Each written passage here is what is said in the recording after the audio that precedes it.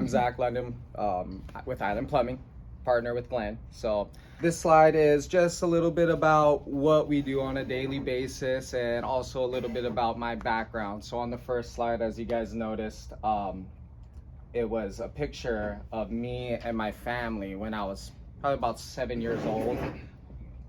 And that's my littlest brother in the front, Gage. Got my older brother Austin and my dad over there. So that's like a Christmas postcard. He's like, all right, boys, everybody flex for the postcard, right? So that's all of us with our boards. And that's my dad in the Vietnam era reading a surfer magazine. Oh, so yeah, that's, you know, my dad's been a surfer for the majority of his life. So he raised us surfing. And that's what I do when I'm not plumbing. I'm standing on my head or I'm, you know, riding a surfboard. And this was taken at Huntington Beach on the south side of the pier. So it was a fun day that day. But yeah, it's not all about surfing. We're here to talk about plumbing. So what does it take to be a plumber? And I just put a few bullet points just to kind of bring up what it is on a daily for the plumber. Knowledge of plumbing practices and codes. You gotta have knowledge of plumbing practices and codes, of course. Troubleshooting, being able to get to a job and figure out what you need to do in order to resolve that issue. And then we have, of course, you need power tools. You're gonna have to have your plumbing equipment. You gotta be able to work well independently, because it's not always a team effort. Sometimes you're out there on your own and you gotta be able to figure it out on the fly. Critical thinking skills and strong communication skills. When you're working with a homeowner, they wanna know what's going on with their home. Why are things happening? What do you need to do to resolve the issue? You need to give them their options. So that's a big part of what it takes to be a plumber when you're in the field. And why is plumbing important? So, I mean, I was looking up some things and reading about it. And according to the World Health Organization, plumbing workers we're like on the front line, you know, as far as what plumbers do. Safe water consumption for one. And then you have keep contamination away. So having your sewer system and everything working effectively and efficiently.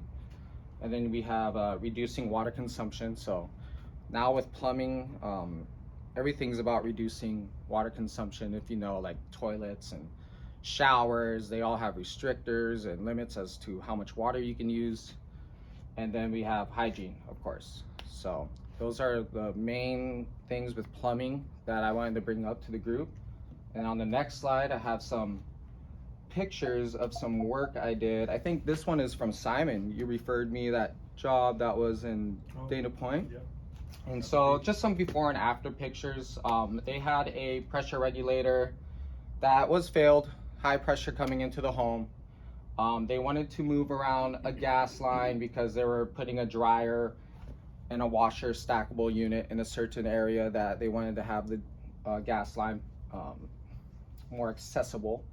And then they wanted to put a laundry box and move the drains over into the bay to the left of that picture on the right.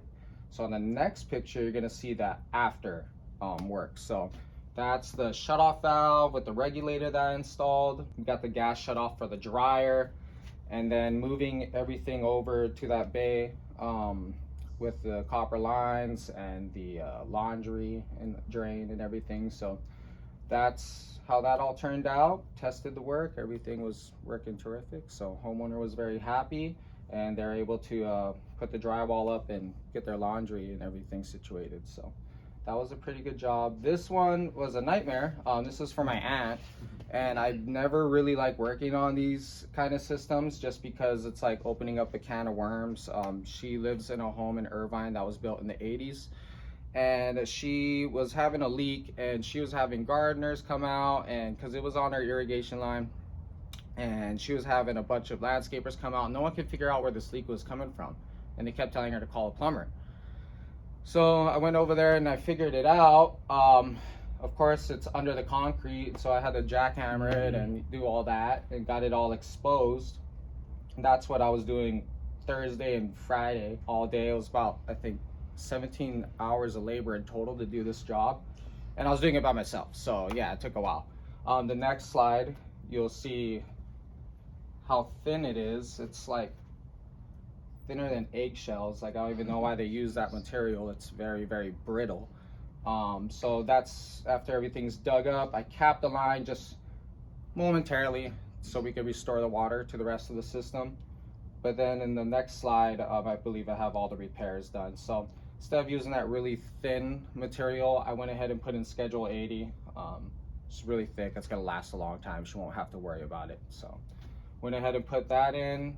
And the next slide, I have 2 different regulators. One's for the incoming pressure to the home, which you don't want to have it surpass 80, so I keep it around 70. But then for your irrigation, you want to have it much lower because of the material that's used for irrigation. So I keep it at about 40 psi.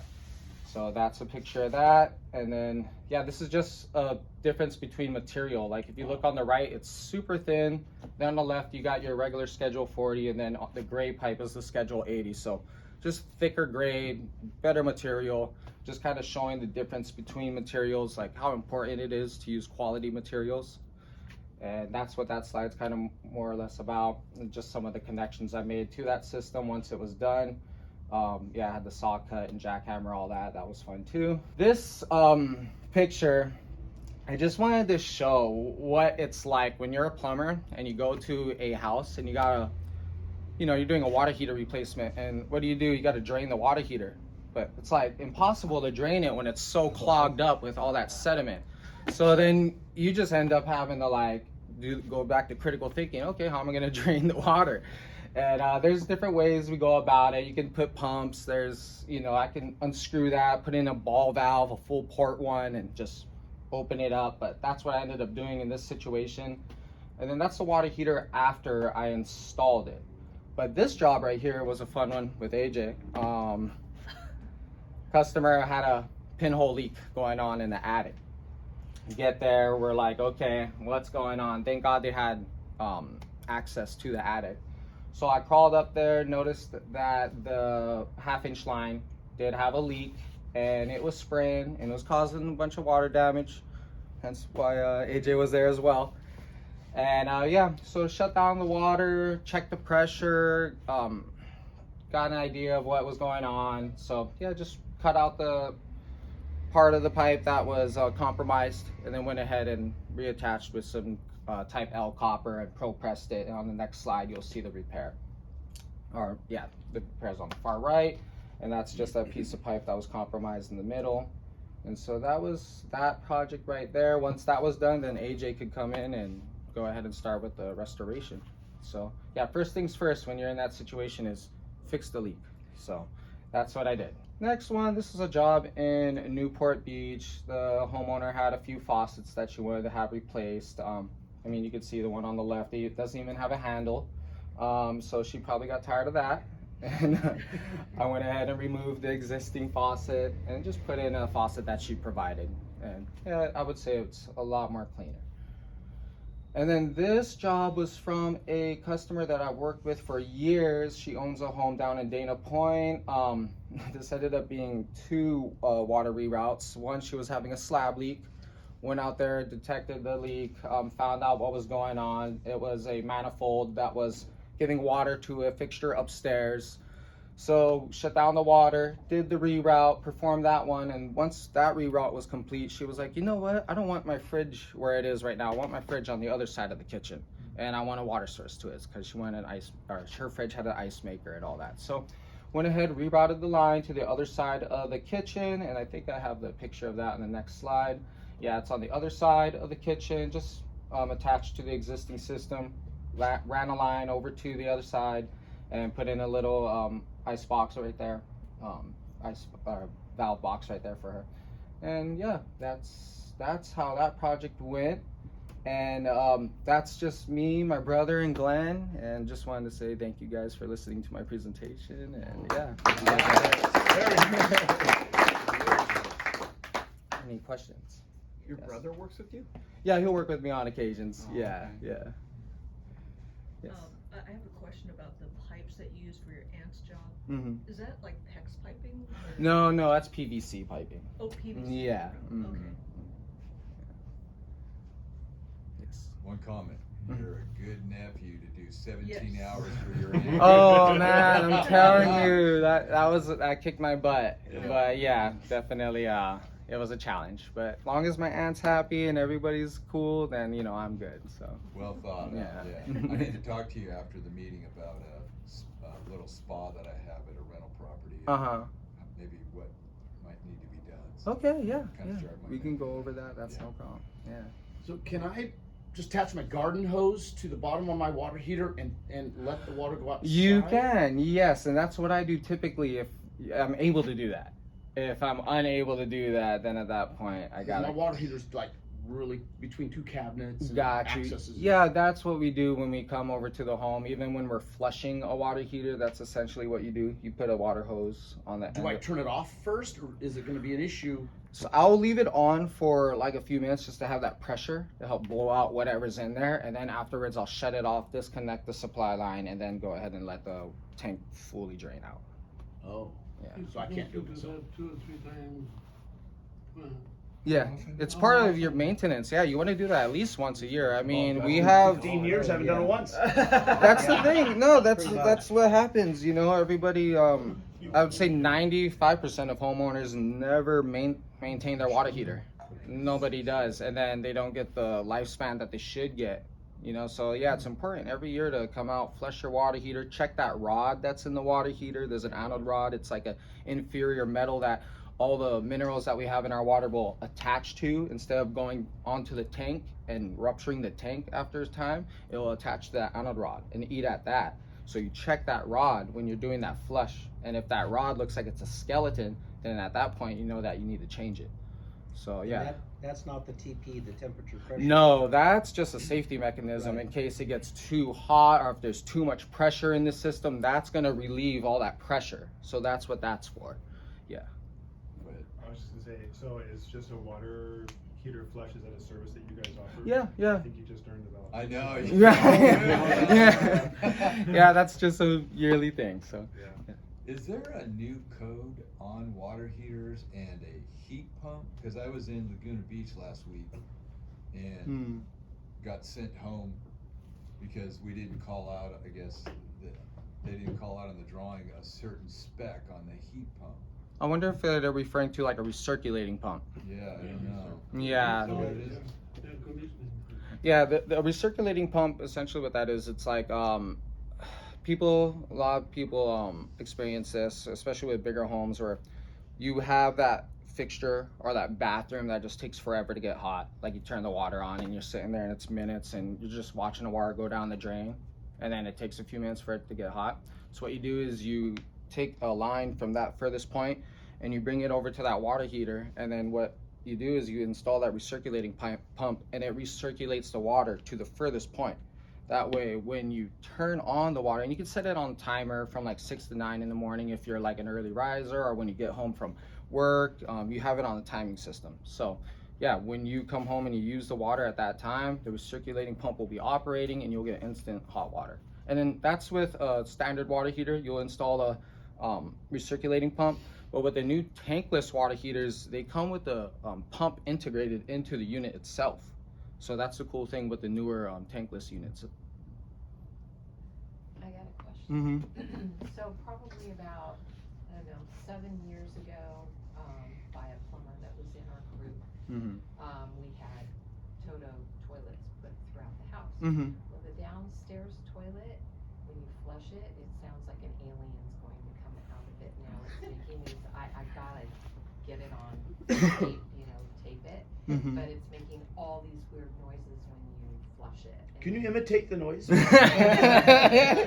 Is that, let me ask you this, is it when it's flushing or like when the tank is filling back up? Yeah, you flush it and then it starts, it's probably when it's filling. Okay. I bet. Okay, yeah, I mean, just me troubleshooting without looking at it or anything, like I would start with the simplest, easiest solutions. So I'm looking at like the fill valve, I'm looking at incoming pressure, the shut off valve, things like that. Because even if that's in like a slightly off position, it can cause a vibration. Yeah, it's really Yeah. funny. We cringe when we have to flush that toilet. And then Like we nobody go, used and that then bathroom. everybody's making these. That sounds like a fun toilet. Yeah, we're a crazy family. So. That's cool.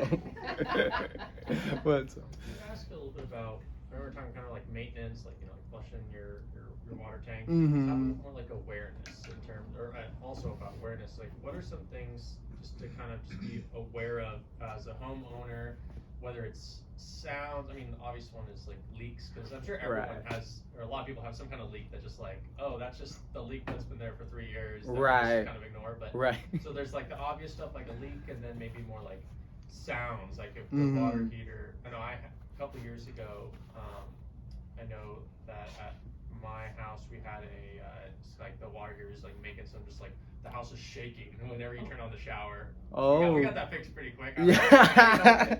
But you know my point, like what are Right. some things, just general awareness that people can have that. I mean, for homeowners, what I would do is definitely keep your attention towards like incoming water pressure. 3 things that cause leaks, right, is 1, high water pressure. Number 2, water quality, right? We have bad water quality.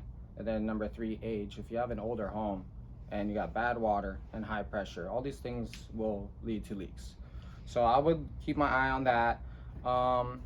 There's other things, you know, you want to do as far as like maintaining your system. A lot of people buy like Drano and stuff like that for their stoppages, and you know they think that's like a product you buy to use to maintain your drains, but no, I wouldn't use that. That's like an acid, it's harmful to your plumbing. So what I would recommend is like an enzyme like Bio1. So that's kind of product that I would encourage a homeowner to use. And then just pay attention also to any other signs of like stoppages. Like I've had scenarios where when it's one person living in a home, it's harder for them to detect that they're really having an issue sometimes because their system isn't being used as much as like a full family. And this lady was telling me for years, every time she would shower, the toilet would bubble. And I'm like, that's odd, because that's an indication that you're having a mainline stoppage, but yet you have not like really experienced that. And I guess when I did the inspection, there were just a bunch of roots and stuff like that in her drain, and she just didn't really know because, you know, she just was like, oh, toilet bubbles when I shower. I just thought it was a coincidence. And I'm like, no, it's not a coincidence. It shouldn't be doing that, you know?